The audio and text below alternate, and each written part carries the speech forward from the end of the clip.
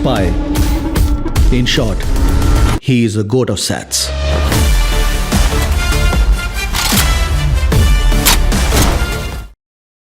காட்டேரி நெருங்காம காப்பாத்து கருப்பா, கூட்டாக குறிகேட்டோம் கை தூக்கி விடப்பா, வெட்டு கத்தி வீச்சருவா என்னத்துக்கு காட்டிடவா, பட்டினியங்களை பல்லக்கில திடவா. காத்து வரம் கொடுக்கும், கவலையெல்லாம் தீர்த்து வைக்கும், நம்மளுக்கு காவலாக அமர்ந்திருக்கும் கருப்பேன். 18 சித்தர்களை படிக்குப்படி கொண்ட 18ஆம் படி கருப்பேன்.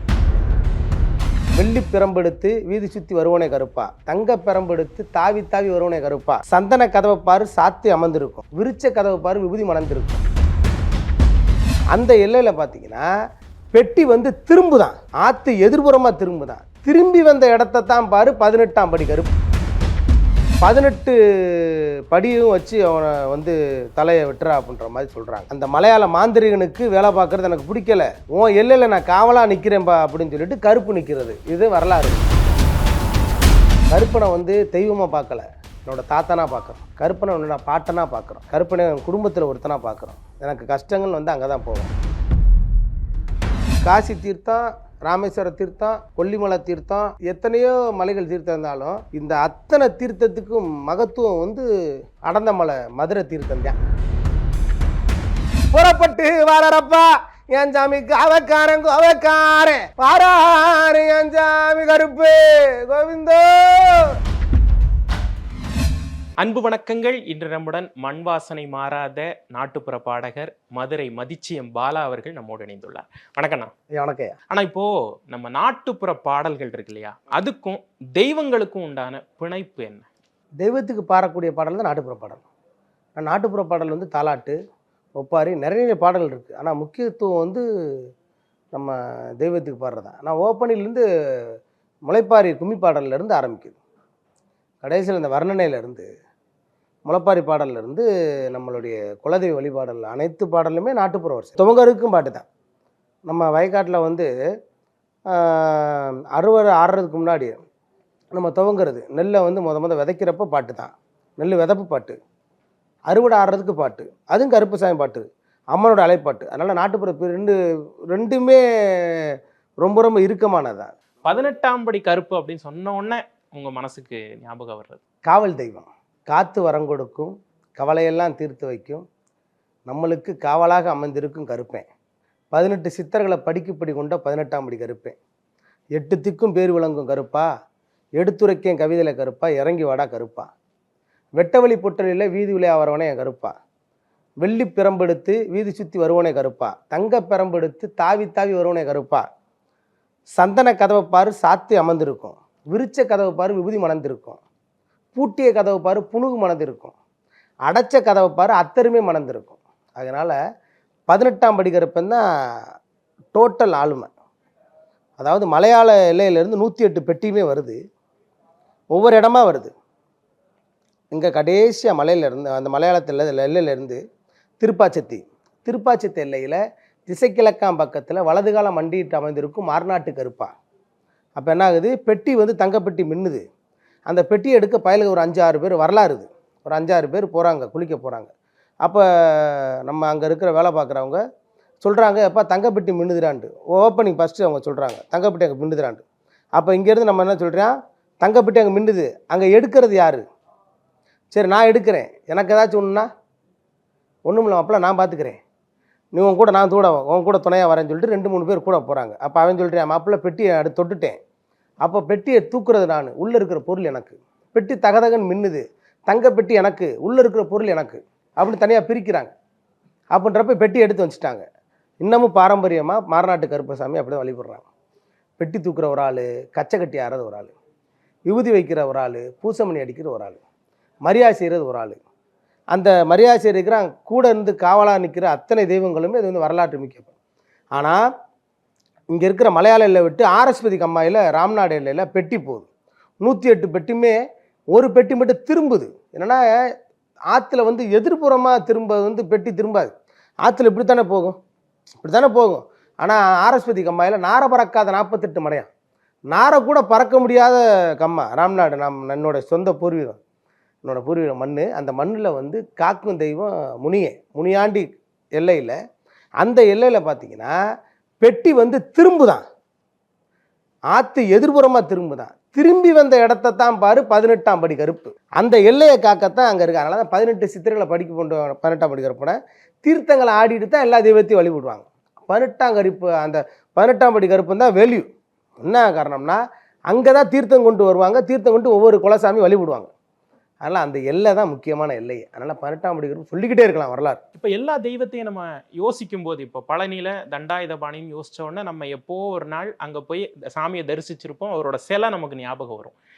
சபரிமலை ஐயப்பனை போய் மலைக்கு அவ்வளவு நாள் விரதம் இருந்து போய் பார்த்துருப்போம், அவருடைய அந்த விக்கிரகம் நமக்கு ஞாபகம் வரும். ஆனால் 18ஆம் படி கருப்பு அப்படின்னு சொன்ன உடனே அந்த கதவு, அந்த கதவின் பின்னாடி இருக்கக்கூடிய அந்த அருள் கதை தான் என்ன சாமி?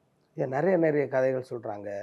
அந்த கதை வந்து நம்ம கள்ளழகருடைய காவலுக்கு, கள்ளழகர் வந்து இருக்கிறதுலே பெரிய பெரிய அழகர் வந்து பணங்காசு உள்ள சாமி, காவல் தெய்வம் அங்கே கிடையாது, பணங்காசு உள்ள சாமி. அப்போ கருப்பை வந்து ஏவி விடுறாங்க மலையாளிகள். அப்போ கருப்பாக உருவமாக வராங்க. வந்து அந்த எல்லையில் இருக்கும்போது அங்கே இருக்கக்கூடிய அந்த தெய்வங்கள் வந்து இந்த மாதிரி மலையாள எல்லையில் உங்களை இல்லாமல் மை மந்தரியம் பண்ணி அந்த நகையை எடுத்துகிட்டு போகிறக்காண்டி வரலாறு, நகை எடுத்துகிட்டு போகிறக்காண்டி சொல்கிறாங்க.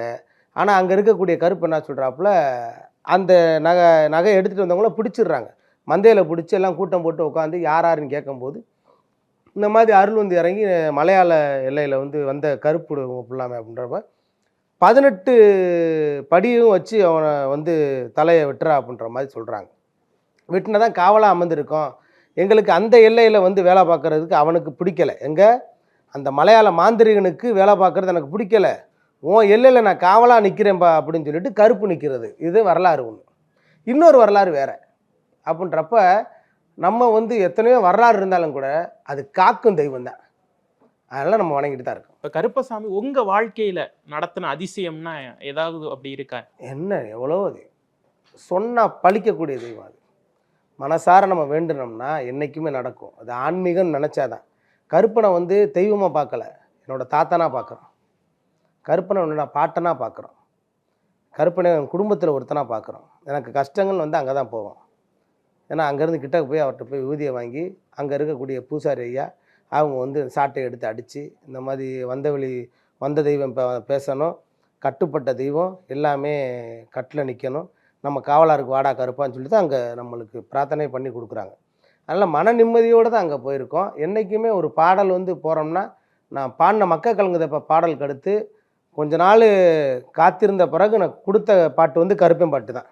காட்டேறி நெருங்காம காப்பாத்து கருப்பா, கூட்டாக குறி கேட்டோம் கை தூக்கி விடப்பா, வெட்டு கத்தி வீச்சருவா என்னத்துக்கு காட்டிடவா, பட்டுனியங்களை பல்லக்கில திடவா, நல்லதுக்கும் கெட்டதுக்கும் இங்கே எத்தனை போட்டி, நம்பி நிற்கும் எங்களுக்கு நன்மை செஞ்சிடப்பா, சில்லறைக்கும் கல்லறைக்கும் கண்ணீர் சிந்துற கூட்டம், எட்டுத்துக்கு முன்னே செல்ல தம்பும் தந்திடப்பா, கட்டளை இட்டிடப்பா, காந்தம் போல ஒட்டிடப்பா, தப்பு யாரு செய்தாலுமே கட்டம் கட்டிடப்பா, எங்க ஐயனே கொஞ்சம் கண் பாரப்பா, அல்லல கொண்டு முன்னேறப்பா, சட்டம் திட்டம் இல்லையப்பா. ஃபர்ஸ்ட் நான் பண்ணது அந்த ஐயா மக்கள் கலங்க முடிஞ்சு கருப்பனு தான் பண்ணோம். இப்போ கருப்பசாமி அப்படிங்கிறப்ப நம்ம வந்து நான் ஏற்கனவே சொன்ன மாதிரி அந்த கதவு அப்படிங்கிறதெல்லாம் தாண்டி அந்த மண்ணோட ஒரு பற்றோட இருக்காங்கல்ல மக்கள், அந்த கோயிலுக்கு போறது வர்றது அந்த வழிபாடு அப்படிங்கிறது, அது எந்த அளவுக்கு மதுரையில வந்து மக்கள் ஊறி போயிருக்காங்க இந்த கருப்பு வழிபாட்டில்? ஆடி 18க்கு நீங்கள் நிற்க முடியாது. இன்னொன்று என்னென்னா, நம்ம எந்த ஒரு வாகனம் வாங்கினாலும் அங்கே தான் போய் கொண்டு போயிடுவோம். பைக்காக இருக்கட்டும், காராக இருக்கட்டும், நம்ம ஒரு வீடு கட்டுறோம்னாலும் அங்கே போய் உத்தரவை கேட்குறது, அவர் உத்தரவு கொடுத்தா மட்டும்தான் செய்கிறது. நிறைய அங்கே போனாலும் ஒரு வைப்பாக தாங்க இருக்கும். அந்த 18ஆம் படி கருப்பனை பார்த்துட்டு நேராக 18ஆம் படி கருப்பனை பார்க்குறதுக்கு முன்னாடி தீர்த்தம் ஆடிடணும். மேலே அடந்தமலை ராக்காய் ஆத்தா அந்த தாயிட்ட தீர்த்தம் ஆடிட்டு முருகனை பழமுதிரி சொல்லையில் முருகனை வணங்கிட்டு கீழே வரங்கணும். 18ஆம் படி கருப்பனை பார்த்துட்டு அயலில் அழகரை பார்க்கணும், அழகரை பார்த்துட்டு திரும்ப இங்கிட்டு வந்துடணும். இதுதான் வரிசை. நம்ம என்ன செய்கிறோம்னா நேராக போய் அழகரை பார்த்துட்டு போயிடுறோம். என்ட்ரியே வந்து தீர்த்தம் தான். தீர்த்தக்கார ராக்கிட்ட வந்து தீர்த்தம் ஆடிடணும். தீர்த்தம் ஆடிட்டு வரும்போது பழமுதிரி சோலை, போகும்போது இங்கே ஒரு செதற்காய், அழகரை பார்த்தா ரைட்டு தான், கருப்பனை பார்த்தால் ரைட்டு தான். அங்கே தான் ராக்காயிட்டு தான் தீர்த்தம் ஆடணும். ஏன்னா வந்து காசி தீர்த்தம், ராமேஸ்வர தீர்த்தம், கொல்லிமலை தீர்த்தம், எத்தனையோ மலைகள் தீர்த்தம் இருந்தாலும் இந்த அத்தனை தீர்த்தத்துக்கும் மகத்துவம் வந்து அடந்தமலை மதுரை தீர்த்தம் தான். அந்த அந்த தீர்த்தம் தான் எல்லாமும் காக்காயம்மன் தீர்த்தம். ஆமாம், தாயோடைய அந்த வாசல்ல இருந்து தீர்த்தம் தான் எடுத்துகிட்டு போவாங்க. கருப்பசாமி ஐயாவை அழைக்கிறதுக்கான பாடலை எங்களுக்காக நீங்க பாட முடியுமா? ஓம் நமோ நாராயணாய. வான்கருப்பாம் மேகவர்ணாம் தடித்த மீசையும் பிடித்த அருவாளும் கொண்டு அடிப்பவரை அடித்தும் இழுப்பவரை இழுத்தும் நின் காலடியில் போடுவாய் செல்லக்கருப்பையா சிங்காரமுத்தையா. ஓம் ஒண்டி கருப்பு நொண்டி கருப்பு சண்டி கருப்பு வண்டி கருப்பா மாரடி கருப்பு தேரடி கருப்பு பனையடி கருப்பு 18ஆம் படி கருப்பா லந்த கோட்டை கருப்பா வருஷ நாட்டு கருப்பா விநாயகபுரத்து கருப்பா சேன திரட்டி ஆடிவாடா எங்க முத்து முத்து முத்து கருப்பா முத்து கருப்பா.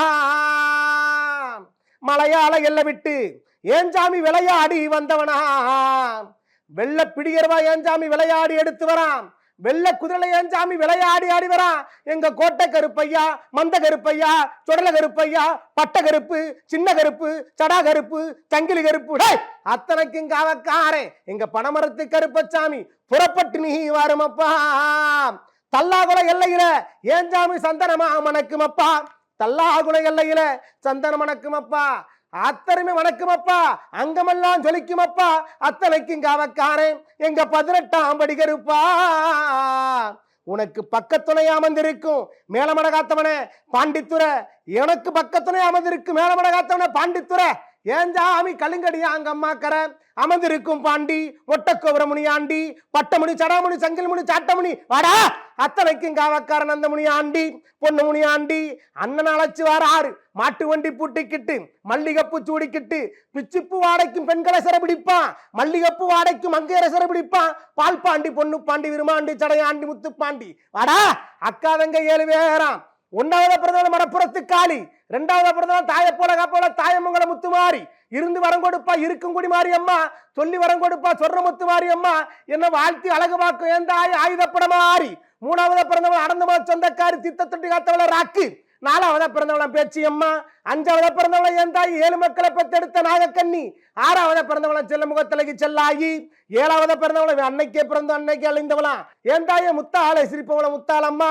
அக்காதங்க 7 பேர் அழைச்சிக்கிட்டு புறப்பட்டு நீ வாருமப்பா புறப்பட்டு நீ வாருமப்பா ஏஞ்சாமி புறப்பட்டுமே வாருமப்பா. ராமநாடு சிமையப்பா நார பறக்காத 48 மடையப்பாரு அந்த மடையாளும் ஆரஸ்பதி அம்மாயில உங்க 108 பெட்டியுமே ஒதுங்கி வந்த இடத்தை பாரு 108 பெட்டியுமே ஒதுங்கி வந்த இடத்தை பாரு. அத்தனைக்கும் காவக்காரன் எங்க 18ஆம் படி கருப்பே எங்க 18ஆம் படி கருப்பா. பக்கத்துல வருமப்பா எங்க மக்கள் எல்லாம் காத்திருக்கு எங்க சனங்கள் எல்லாம் காத்திருக்கு விளையாடி வருமப்பா. எடுத்து வைக்கும் கால்களுக்கு எருக்களம்பூ செல்லணுமா மண்டியிடும் கால்களுக்கு மாதுளம்பூ செல்லணுமா குத்த வைக்கும் கால்களுக்கு குறிஞ்சி பூ செல்லணுமா வெள்ளி பிடியர்வா எடுத்துக்கிட்டு விளையாடி வரப்பா இரும்பு பிடியர்வா எடுத்துக்கிட்டு வாராறு ஏஞ்சாமி சாட்டைய வீசிக்கிட்டு டாய் எங்க கோட்டை கருப்பா வாருமப்பா. இந்த நேரம் எங்க மக்கள் எல்லாம் காத்திருக்கு புறப்பட்டுமே வாருமப்பா வாடா. எங்க இருந்தாலும் அப்படியே வந்துருவார் இதை கேட்டா.